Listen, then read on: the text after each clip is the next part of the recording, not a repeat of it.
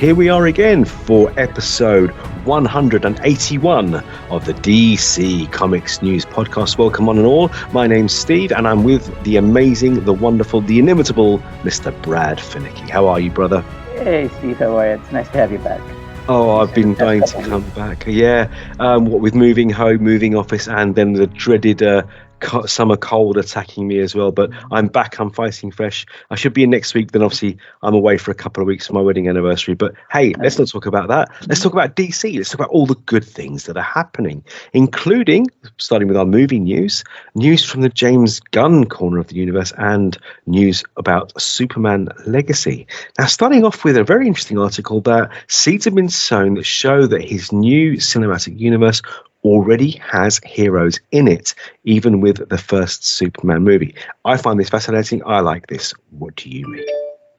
I think this is interesting too, because I think that gives you a lot of freedom for other storytelling, more prequels, and it mentions in the story that it might include the Authority. So I think we know at this point we're going to get an Authority movie, so maybe that can take place before Superman arrives. It just gives a lot of play with the timeline. I think that could be fun, moving forward. And I think it probably fits into a bigger picture that James Gunn has in mind when it comes to what's going to happen in this first round of movies. So, yeah, it's interesting. I think it'll be a lot of fun. What about you?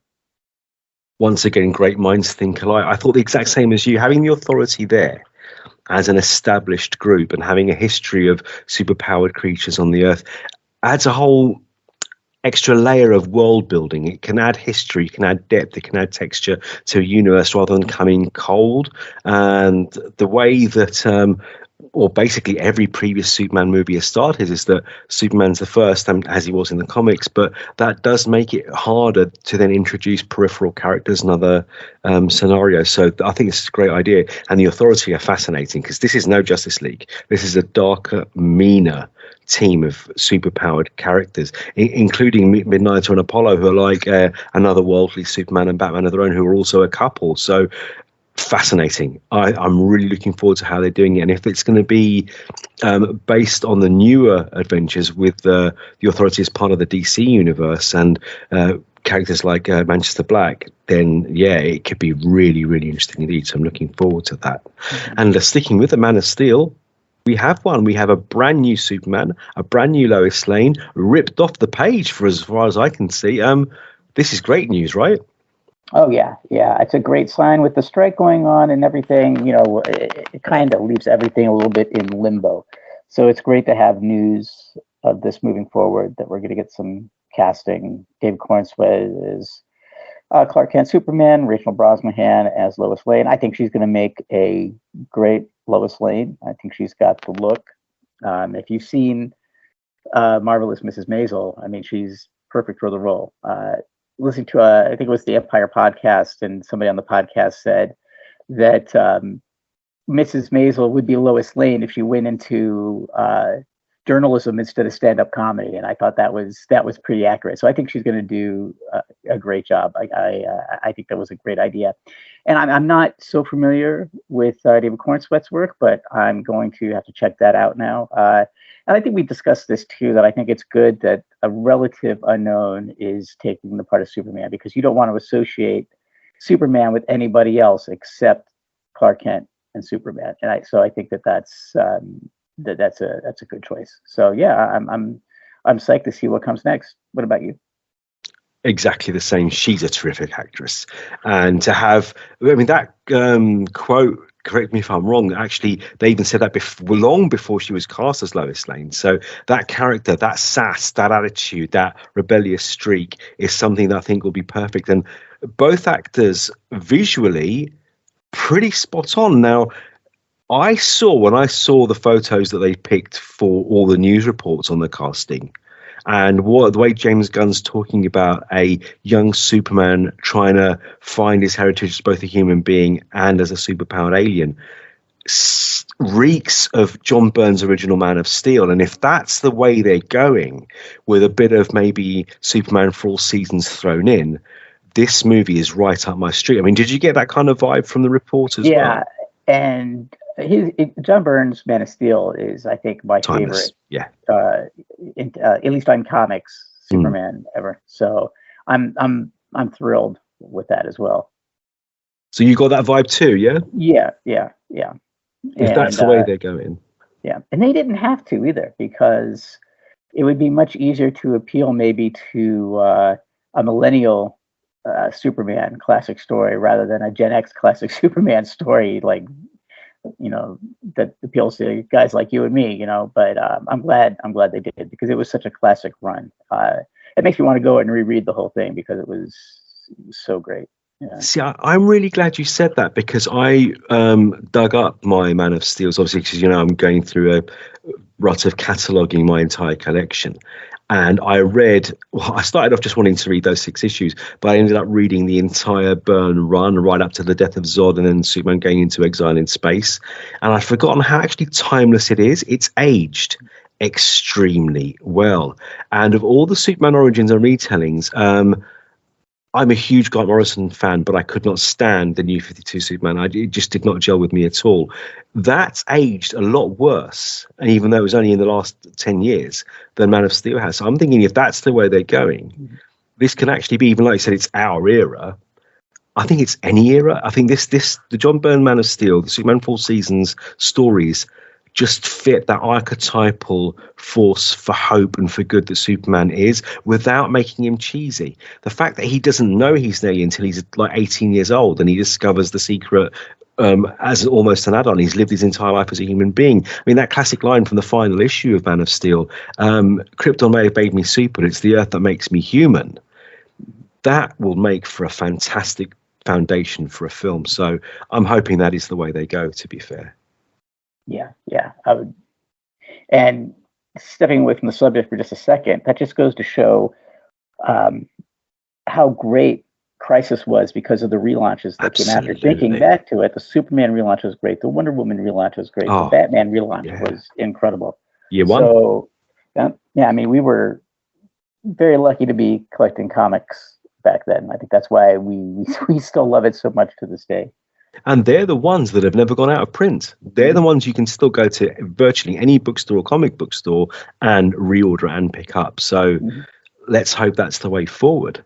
So, yeah, we've got Superman, we've got Lois. So the next big casting call for the Superman film is who's going to be Lex Luthor. And there's rumors that the Skarsgard brothers, both Alex and Bill, are in the running for Lex. Now, interesting choices both. I'd be happy with either. What do you make of it? I'd be happy with either. And I think there was also rumors going around, and this may have been a story we talked about last week or the week before, that Bill Skarsgård might be, or was it Alexander Skarsgård, might be Swamp Thing. So that's very interesting. If I had to choose, I would take both. But if I had to choose, I think I would go for Alexander being Lex Luthor. Because I think with Bill, he could also make an interesting Joker. Oh, yeah. Have them both involved. And, Bill's worked so much with Muschietti over the years with it that they would have a perfect chemistry as is. So if I had to choose, I would pick Alex just because I think Bill would be cool in the Batman in Brave and the Bold or whatever comes next. So, but yeah, I think it's an interesting choice. Yeah, I would take either. I'm for it. See, that was a mic drop moment right there, Brad. You killed it. You nailed it. Because I was going to happily say either or, but with that whole Joker comment, I've now got it in my head, his face as the Joker, and that has blown my mind a little bit. And you're thinking, yeah, that's the way forward. So yeah, I've got nothing else to say. You nailed that one. You knocked that one right out of the park. But it does lead me, well done, sir, straight into the next story, because hey, Skarsgård Joker, who's going to be Batman? Now, the latest tweets from James Gunn state that he's still miles and miles and miles away from casting a Batman. But we heard that just a few weeks ago, and look, here we are with a brand new Superman and brand new Lois. There must be casting going on. What do you make of this story? I would say, yeah, be patient.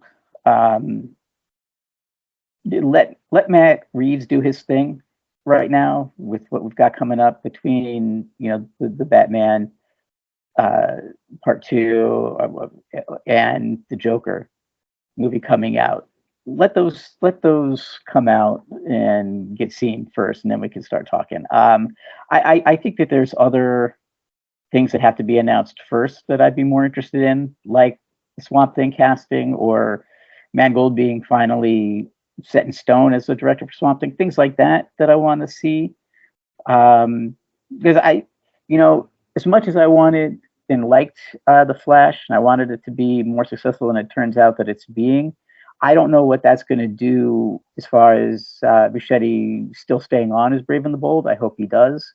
So I do think that I agree with James Gunn when he said we're miles away from a Batman. I think that Batman is super important in James Gunn's DC universe, but I think that there's other things going on that need to be dealt with first. So I'm willing to wait. At this point, I'm a little more excited for what Matt Reeves does.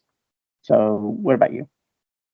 Exactly the same. There's two great films we know are one's nearly done and one's on its way with the Batman Part 2 and with Joker Folie à Deux. So looking forward to those immediately. And DC, if you're listening, hey, you may be miles and miles away from casting a Batman, but listen to my brother Brad here. Great Joker material. Just saying. And speaking of Mr. Matt Reeves, great news as far as I'm concerned. Greg Fraser is coming back as cinematographer for Part 2. That makes me really happy. You've got to be hyped about this one, right? Oh, yeah, absolutely. I would not want anybody else coming back because the cinematography was one of the absolute best things about the Batman. So I think that bringing him back is super important. It would be a really big blow against the movie if he wasn't back. Not that Matt Reeves is not a great director, but that cinematography had a special kind of magic, I think, that really brought that Gotham City to life and made it a world that I want to see more of and explore.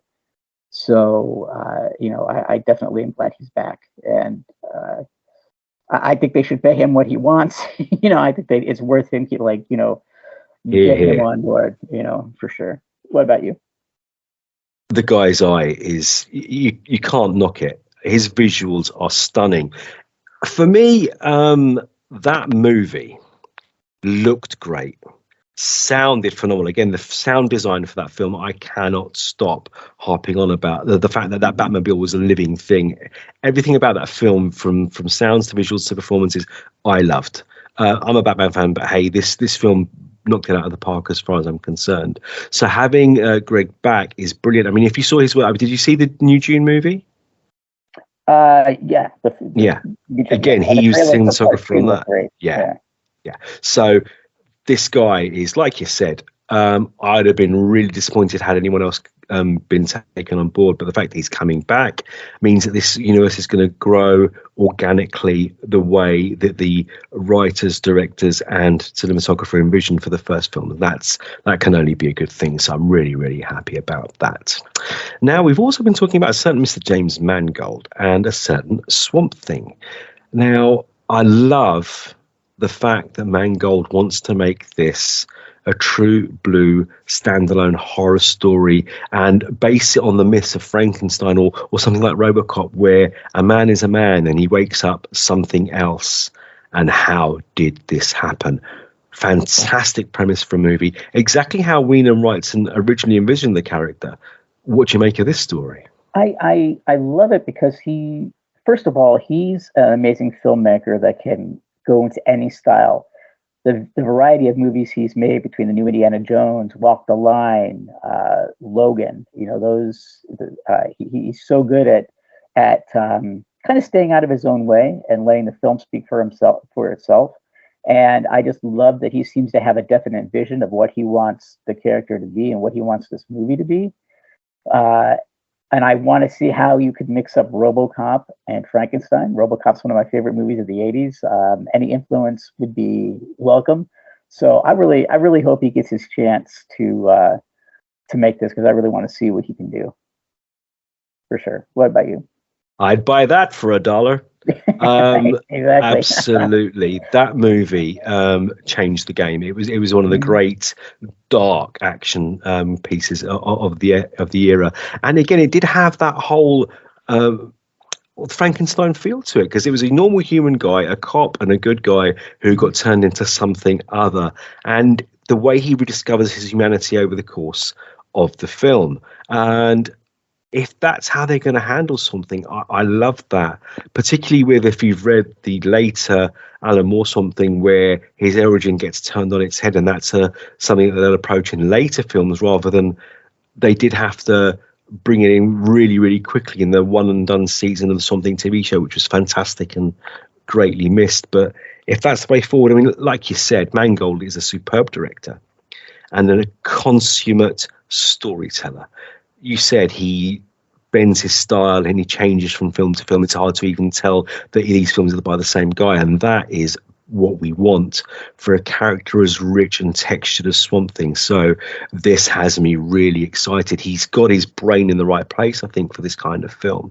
And to make it a standalone horror movie and then see if it can tie in with the DCU at a later date is a wise way forward as far as I'm concerned. So Yeah, I said the same thing last week that it's great. I think that that's the way to go is to have it a standalone movie, as and then put those connections in at a post-credit scene or something at the very end. I think that's a very smart way to go. And I think this is going to be a Swamp Thing that we've never seen before because Swamp Thing has been out there, and TV series, multiple TV series, multiple movies, and I think this is going to be something definitely different. Apart from the last DC Universe outing, though, it's all been awful. The Right, DC Universe exactly, series was great. Everything that came before was terrible. So in Mangold, we trust, I think. Yep. Let Mangold handle the man of the mangroves. Yeah. Try and say that 10 times fast. That brings us to the end of our movie news. So, Brad, what's happening in the world of TV, my friend? Yeah, so up first on the TV news is we see that there's going to be a History of DC 3-part miniseries that's going to be streaming on Max in July, narrated by Rosario Dawson. So this, I'm sure, is something that you're psyched about. Oh, Brad. I know. Yes, incredibly. But will I ever get to see the damn thing? That's the issue. Since Warner Brothers stopped giving us streams, well, not just us, everybody, they took down their streaming site for news outlets. It's been impossible to watch most of the DC content over here in the UK. It's been absolutely impossible. I've just seen the last episode of The Flash. So that's what it's like here. We've only just now, last week, got season 4 of Titans on Netflix. Wow. So I'm hyped. This looks and sounds incredible. The trailer is fantastic. Rosario Dawson, I can listen to that woman speak all day and all night. She's a hugely talented actress, and she can do no wrong in my book.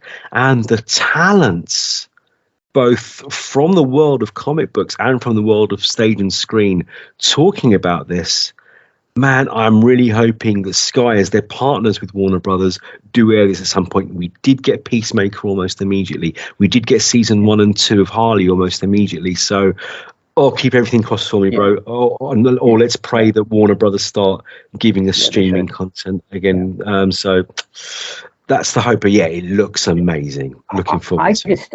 I just have to read this list of people that interviewed for this. I mean, it's crazy. Melissa Benoist, Greg Berlanti, Tim Burton, Mike Carlin, Linda Carter, Henry Cavill, Kelly Cuoco, Gal Gadot, James Gunn, Patty Jenkins, Dwayne Johnson, Michael Keaton, Regina King, Zoe Kravitz, Jim Lee, Zachary Levi, Damon Linhoff, which I'm really excited about because I want to see what he has to say about Watchmen.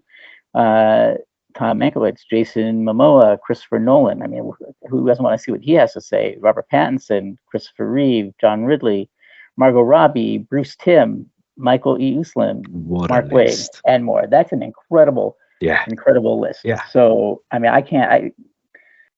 and I'm also really curious when these interviews were filmed because if I would really want to hear from Dwayne Johnson after what happened after the movie was released, and So I'm so excited for this. I'm definitely going to check this out. I'm hoping. I mean, with Christopher Reeve, it's obviously got to be at the time of making the Superman movies, or just after they've made the last one. And with Keaton, it could be anything. It can be from Batman '89 right up to present day. So the list of names has me so excited. But I'm just praying that we get to see, and if not, that they release a DVD box set of something with a documentary on, and then that way it's definitely going to join my collection. Yeah, definitely. And up next, looks like Superman and Lois season 3 and Gotham Knights season 1 has a release date on streaming, which is probably, unfortunately, another thing that you're not going to get to partake in. But it seems like we don't have that long to wait. What do you think of this? Well, with Superman and Lois, obviously, I'm very grateful that for some baffling reason I'm very happy about it. The BBC picked up Superman and Lois, so we're going to be getting season 3 here imminently as well. So that's something I can watch. As with Gotham Knights, and it's been cancelled anyway, so I don't honestly. I mean, it's horrible to say, but the fact that it's not getting a season 2 means I probably won't watch it anyway. Because especially if it ends in a cliffhanger. I mean, there's nothing that I hate worse than a one-season show that deserved more. It's Firefly all over again, and that did get a film a few years later, but what's the point? But Superman and Lois, we know it's going to get a short final season. You guys were talking about it over the last couple of weeks. I listen, even though I'm not on the show, and I love it. That makes me happy, and that way it'll end properly the way Arrow did, the way Flash did, with a cohesive beginning, middle, and end. So I just look forward to that, I think. Yeah, me too. Because I'm a few episodes behind on both, so it's going to be nice to have it all in one spot where I can get caught up. I'd like to. I would be interested in your thoughts about Gotham Knights. I think it was better than people were expecting it to be, better than I was expecting it to be. So I'm looking. I knew it would be. Getting caught up. Yeah. I've always really liked Superman and Lois as well. I think it's been that the family dynamic is a very interesting twist, and I want to see what Lex Luthor does, and I'm really glad that they got a final Michael season Kudlitz, to kind of wrap. He's phenomenal. Great. So, I'm glad, because I think I might wait just to, when it's on streaming, then I can catch up on both real quick when it comes. So that date is July 28th, I believe, by the way. So it's not too long to wait. Yeah, we're going to move on now to comic book news. Night Terrors did get a trailer. What do you think? Are you going to be reading the whole thing? Already started. I've got 3 weeks worth from DC now, so I'm in. And this, out of this week's stories, is the one I most wanted to talk to you about. Have you started reading any? Have you read any of the Night Terrors? Not yet. Okay. You can fill me in. That's. I'm not going to drop any spoilers. I'm just going to mention a couple of characters that appear now. Just by these characters appearing, and conversations you and I have had over the last few months since Night Terrors was announced, and how anything about dreams and nightmares, how can it not at some point involve Dream? That's what and I was the Endless, say, right? Yeah. Already in the first couple of issues of this storyline, we've got Dr. Destiny, John Dee. We've got the Nightmare Stone, and we've got Wesley Dodds. It has to. So far, that's it, without giving plot points away. But I cannot see how, with those two characters already, we will not get some link to Dream and the Endless, unless they are totally keeping them out of the main DCU, which to me would be a crying shame after particularly Metal and bringing Daniel as Dream straight into the story and directly having a conversation with Batman. So it would be a hugely wasted opportunity. But I mean, what do you make of that? That's exactly what I was going to say, is that I hope that they can weave in the Dreamless. And I was going to say the same exact thing, that it would be a real shame if they didn't. this new villain that they're talking about, it'd be really cool if he had some kind of tie to Dream and the Endless in some way, and maybe he's an escape nightmare like the Corinthian. I don't know, but I hope that they can somehow link that. And I do love it when those characters do enter into the DC universe. When Death came into Superman, that was good. such a good issue. So good. And they can, they can do wonders with those characters. And I think every writer who gets to play in that sandbox knows what they're dealing with, and know that they can't be cavalier with them, that there's a certain respect that goes into using those characters. So I generally have good faith that the writers will do a lot with those characters. So yeah, the same thing is like, how can you have a DC story dealing with nightmares and not have Dream? I mean, Sandman in a lot of ways has never been more popular. The TV show was a huge hit, so why not bring him in? Fans would go crazy. So yeah, looking at the levels of power that this villain has as well, to me, just begs one question. Surely Orpheus wasn't Dream's only child. And that's the only thing that I can think of, because this guy's ability to manipulate the dreams and nightmares of everyone around them is spectacular. So yeah, check it out. I'm really enjoying it so far. It's a 2-month event. It's taking over the entire DC reign of stories, just the way Future State did a few years back. So fingers crossed it'll time the Sandman. Yeah. I think we'll be pleasantly surprised, though. I have a feeling.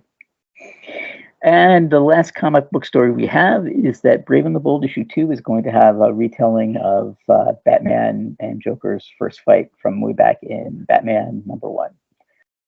Wanted to talk to you about this because you're such a Batman fan, and you're such a encyclopedia when it comes to Batman. What's your take on this? Well, I've been fortunate enough to read Brave and the Bold #2. I read it on Friday, and Tom King and Mitch Gerads are writing a Joker story for the ages. I haven't been this enthralled 2 chapters in since Killing Joke or 3 Jokers. It's that good. Gerads' visuals, this guy is just getting better and better and better. And I've loved his art from day one. But what he's doing with this story is phenomenal. And the way they are, to tie this back to Batman #1 from 1940, and to tell in more or less the same story exactly, but with Tom King's ear for dialogue, with Mitch Gerads' art, no longer the pulp 40s noir style story we got, which was horrific and terrifying and still one of the greatest Joker stories ever told. But retelling that with modern day sensibilities and modern day visuals is really working. Killing Time and Batman Catwoman were a bit hit and miss for me. They had some great moments, they had some not so great moments. But 2 chapters in, this first Batman Joker story is everything I wanted it to be, and that's about the highest praise I can give, because it's retelling a classic without dumping all over it or whitewashing it.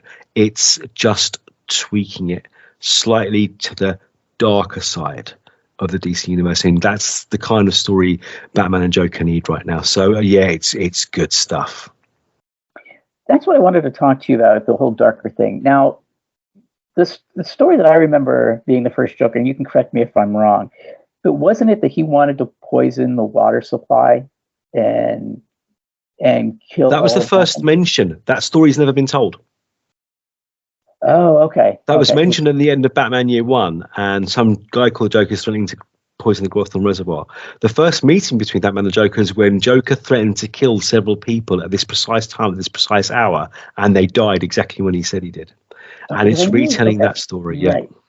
Because I always figured, and I think it was maybe, I don't know where I got that confused, but I remember the best Batman stories and the best Joker stories ever told. Those compilations came out, and I remember reading the Joker one, and it was one of those really, really early issues, and I think it was his first appearance, and I was thinking, wow, this is really dark for comics back that far. And then to come on and say that this is going to be even darker telling of this story, and that makes me really curious. Like, how dark does Tom King It's get because you see what Joker does, while his plans and machinations and gas bombs and darts have already been set to kill the people he's told he's going to kill. What he's doing in between and how he's preparing for Batman. And those are the sides of the story we've never seen before. And it's really cool. So that wraps up our comic book stories, but we do have a few other. And you may actually know more about this than I do. That the Justice League Dark has launched a Kickstarter for the Cryptozoic deck building DC game. I love these characters, so I'm glad to see them come into this, but I'm not too familiar with these card or not tabletop, but these type of games. Video games I know about, but this stuff I don't. Do you have any insight? Do you know these deck building games? Thankfully, yes, I do, because my offspring, my cub Adam, my co-host on the I Am the Night podcast, is obsessed with them, and they've got beta testing rights with DC, so they're playing the game ad infinitum. They're just not letting go. Obviously, it had a few tweaks, it had a few bugs. They put the beta testing on hold for a bit, but it is proceeding, and they've still got the test version that they had. But it's literally like, how can I put it? It's like Top Trumps meets Magic the Gathering meets Yu-Gi-Oh meets Pokemon with DC graphics and 80 years plus of DC lore thrown in. So it's a hell of a cool game. Really, really cool, textured, deep. For me, it's extremely complicated, but for people who are into that level of gameplay, who want something that they can build on and grow and make whole decks and universes with, this game is a game changer. Pardon the pun. It's truly, when they fix the bugs and launch the final version, this is going to make Marvel's Snap look like Snap. It's unreal. It's so much deeper. It's not just a quick, fun, hey, this is great game. This is more of a use your brain, use your skills, strategy kind of play, and it's really cool. Yeah, it sounds like it. It's just kind of confusing to me because I wasn't sure, because it mentioned some of the cards being almost like a setting. So I don't know if some of the cards are the story and how. So I just wasn't sure how it works, but you and I both love the Justice League Dark characters so much. So I think anything that's going to bring them in is it's got my name all over that it. was like, if I played it, those are the characters that I would want to bring in. So I thought that was really cool. So yeah, you'll have to let me know how Adam likes it if he starts playing with these characters, because I'm sure that the Kickstarter will work. I think that this game seems popular enough, and the characters are popular enough that I think it's going to get some support. And we're going to move now to the world of scripted podcasts, which DC's been really good at with the Batman podcast. But we're getting a Flash one called Escape the Midnight Circus. That's coming out. What do you think of this? You gonna listen to this? This is you and I again, in a nutshell. Stuff that you and I would love, because we both have commutes. We both need stuff to keep us sane and to stop us listening from people's crazy phone conversations and the kind of music that some people listen to in public.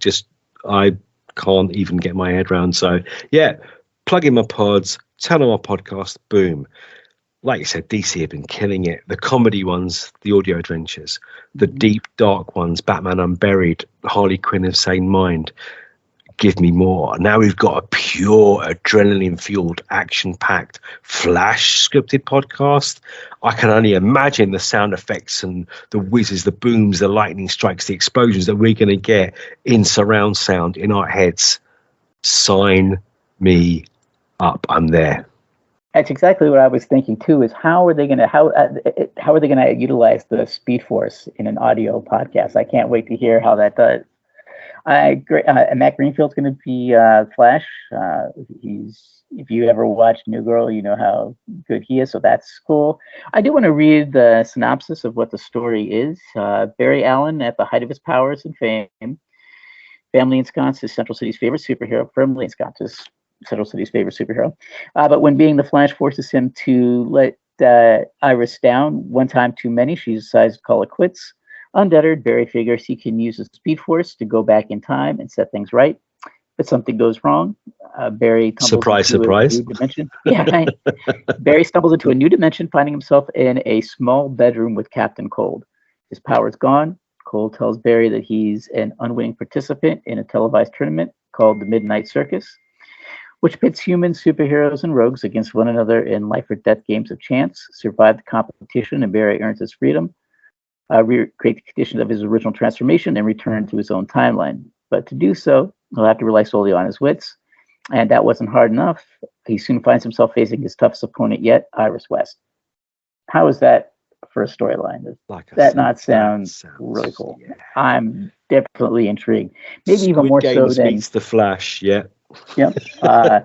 Yeah. I more so than I think any of the other DC scripted podcasts, this has piqued my curiosity. Not that the others didn't, but this one, I think that's a very, very cool story. I think that's one thing that I'll definitely be checking out. So yeah, and one last story here. Of course, DC is going to return to San Diego Comic-Con this year, which I can't wait for because I'm actually going to San Diego. There. I'm so jealous. My first time. I can't wait. So I'm excited that DC is going to have a presence there. What about you? Not a presence, such a presence. Yeah. If you read my report on this news, I wrote an article about this when I got the press release from DC. With this level of talent and these panels and these giveaways, it's not SDCC, it's just DC 2023 as far as I'm concerned. So, dude, you're there. Pick up some bargains. Talk to the best of the best. Get some interviews lined up for the podcast if you can. Dude, I'm giving you a virtual hug from here right now, and another one the day you walk in through those doors into that hall, because I think they were just waiting for you to come back and do us proud, brother. I mean, who else from the team's going to be there? I don't know at this point. My application, from what I understood, it was kind of like each outlet gets one person. So I don't know how that. I don't know how that works out. So I'm hoping that somebody else from the team is going, but next week's we'll figure that out. But yeah, I'm so glad. It's been on my bucket list for years, so I'm so glad. And I'm so glad that DC is going to be there. This new booth that they described is going to be great. Those limited editions are crazy. I can pull it up real quick just to read that for the audience here. The fact that Tom Taylor and Tom King are both going to be there at the same time to prove they're two different people. Yeah. That whole Twitter thing, that's going to be worth it in and of itself.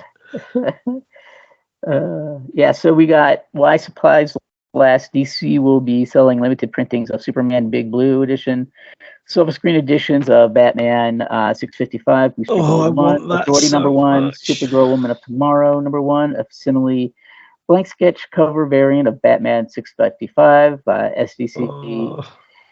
Exclusive hardcovers for Nightwing Volume 1, Poison Ivy Volume 1, and Batman by Grant Morrison Omnibus Volume 1.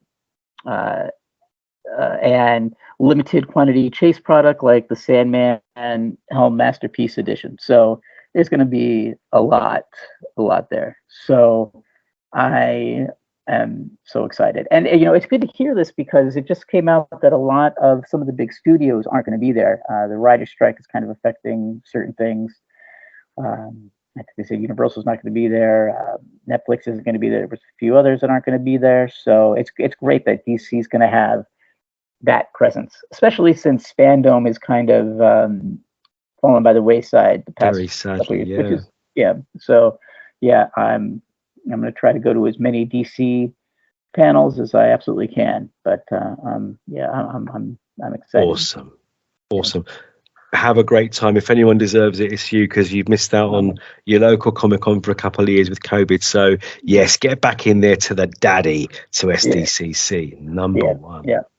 Awesome. Yeah. Thank you. And well, Well, Steve, that wraps up another episode of DC Comics News podcast. So we always like to end the episode. We're telling people where they can find us. So where can people find you?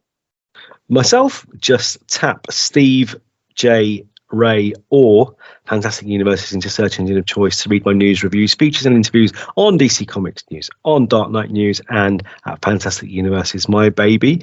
You'll hear me most weeks on this great show. Soon you'll hear me again on Mad Love, the Harley Quinn cast with any luck, and every week with my cub Adam as we break down every episode of Batman the Animated Series on I Am the Knight. This show, the DC Comics News podcast, is available on Apple, Spotify, Google Play, wherever you get your podcasts. That's where you'll hear our voices. Like us, rate us, review us, subscribe, and we will keep on delivering. And talk to me on Twitter at @elstevo, EL_STEEVO.